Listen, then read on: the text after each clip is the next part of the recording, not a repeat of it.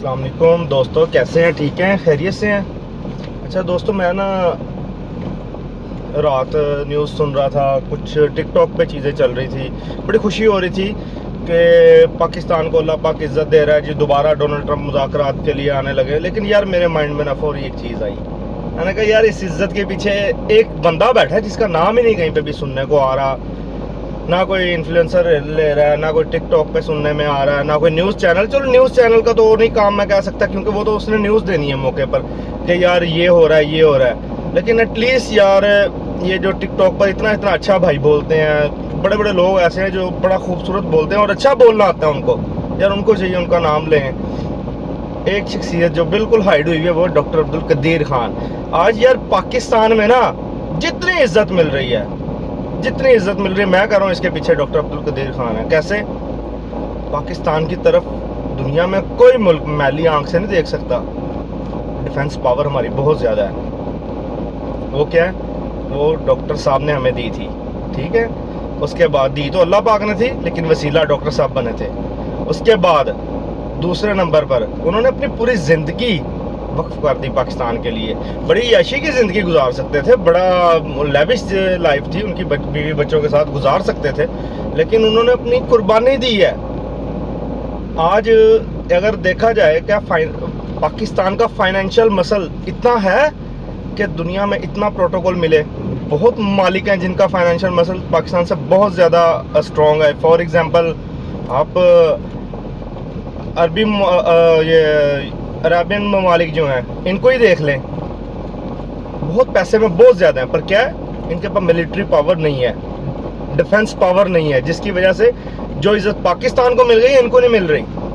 उसके बाद दूसरे नंबर पर जापान, एक फॉर एग्जांपल, वो बड़ी बेस्ट एग्जांपल है जापान। वो देखें आप, बहुत तरक्की याफ्ता मुल्क है, बड़ी बड़ी टेक्नोलॉजी है, लेकिन क्या है, पाकिस्तान जितनी डिफेंस पावर नहीं है। अगलों ने बुलाकर वज़ीर ख़ारजा को जलील करा दिया था उधर ही कि हम आपको देखा ना, सरप्राइज़ के बारे में आपसे बेहतर कौन जानता है। तो ये चीज़ें होती हैं, इसलिए वो दोस्त मेरे तो यार ना व्यूज़ हैं ना इतना, यानी कि हमें उस तरीके से एक्सप्लेन करनी आती है बात।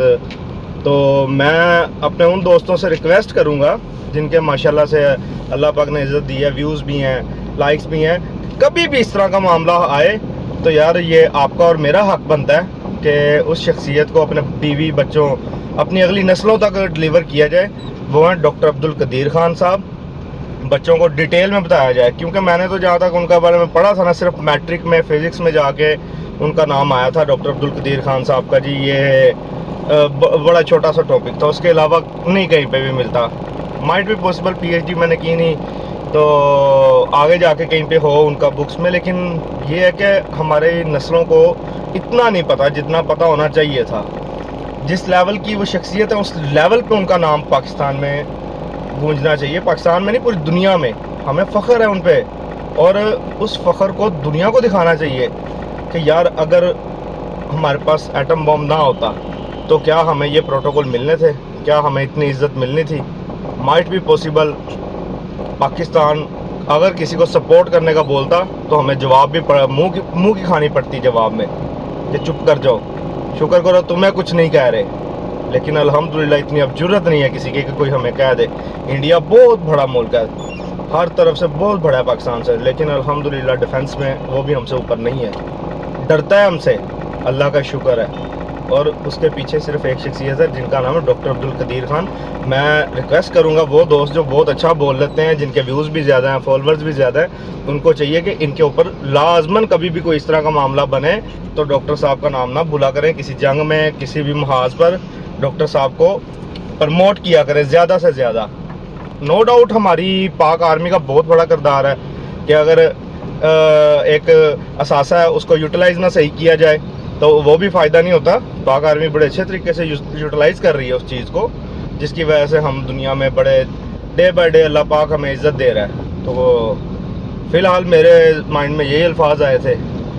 वो मैंने एक सुना था तकरीर में, वो पता नहीं हदीस का मफ़हूम है कि क्या, यार ये मैं एक्यूरेट नहीं कहूँगा, कि जिसने तीर बनाया वो भी जन्नत में जाएगा और जिसने तीर चलाया वो भी जन्नत में जाएगा। तो डॉक्टर साहब को अल्लाह पाक जन्नतुल फिरदौस में आला मकाम अता फरमाए। تو باقی یار ان کو